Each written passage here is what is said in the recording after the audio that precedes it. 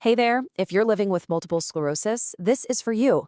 We're about to get real about why your experience is so unique and maybe, just maybe, figure out how to navigate a world that doesn't always see the full picture. Let's jump in.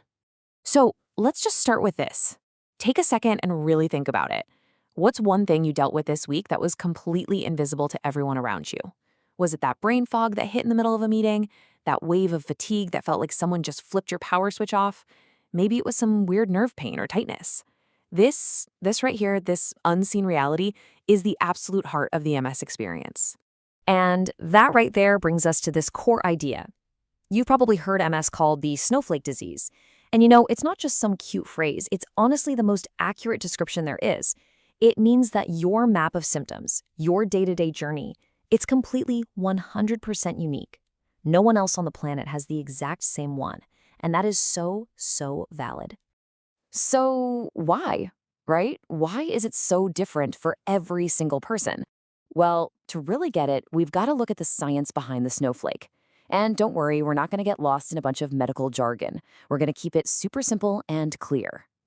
Okay, so picture this. Your brain and your spinal cord, your central nervous system, it's like the electrical grid for a massive city.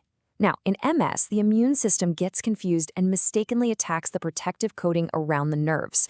You can think of these spots of damage as short circuits. And here's the key. These short circuits can happen literally anywhere on that grid. So, for instance, if that short circuit happens on the optic nerve, which is basically the main cable connecting your eyes to your brain, the result is often blurred vision or other weird sight issues. See? The location of the damage directly decides the symptom you feel. Or let's take another example. If a short circuit pops up somewhere in the spinal cord, that's the main power line running down your back, right? Well, the result might be mobility issues, things like weakness or stiffness in your legs.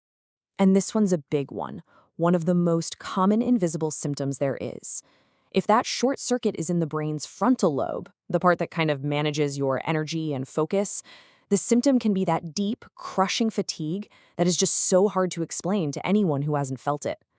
Location is everything.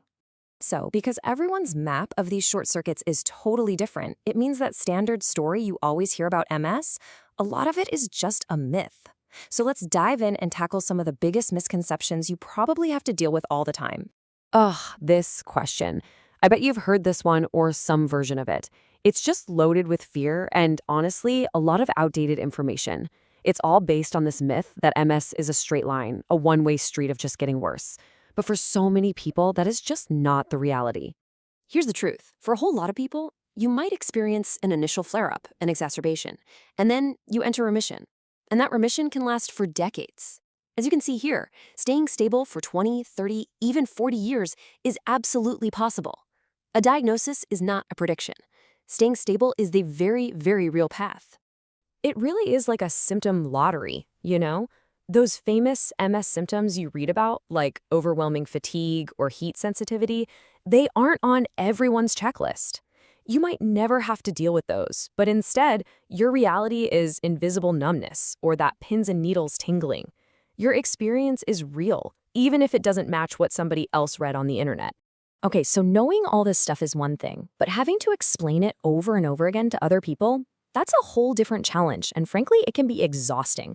So this next part, this is the practical stuff, your social toolkit filled with some clever and kind scripts for those tough conversations.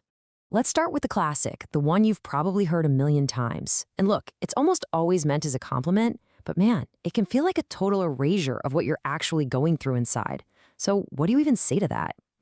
So here are some really simple but powerful scripts you can have in your back pocket. For instance, when someone says, "You look fine, but you feel totally drained," you could use an analogy like, "Thanks. I wish I felt as good as I look. It's like my body's battery's at 5% and the charger's broken." These aren't about being confrontational. They're just simple ways to let people in on your reality, reframe the conversation, and, most importantly, protect your own energy. And here's the other big one, the comparison. It's when someone hears you have MS and they immediately try to map their experience of knowing one other person with it right onto your life. It usually comes from a good place, but it can just dump a whole lot of unnecessary fear onto you. This is where that whole snowflake idea becomes your superpower. A simple, kind response like, I'm so sorry to hear about your aunt. That must be tough.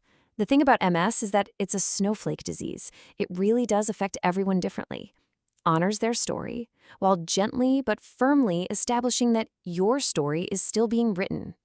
So all of this, the science, the busting of myths, these social scripts, what does it all lead to? What's the point?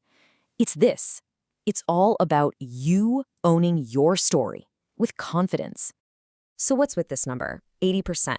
It's estimated that a staggering 80% of MS symptoms are completely invisible. That's the numbness, the cognitive fog, the deep fatigue, the pain. That means 80% of the battle is being fought where absolutely no one else can even see it. Look, here's what I really want you to take away from all this. Your story matters. Every single part of it. The days you're quietly managing those unseen symptoms, the times you might be navigating a rough flare-up, and all those long, stable years you might be in remission. All of it. It's all part of a valid MS journey.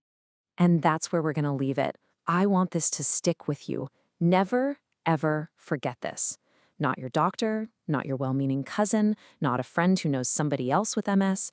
You are the one who lives in your body. You are the one navigating your unique map every single day. You are the only expert on your MS.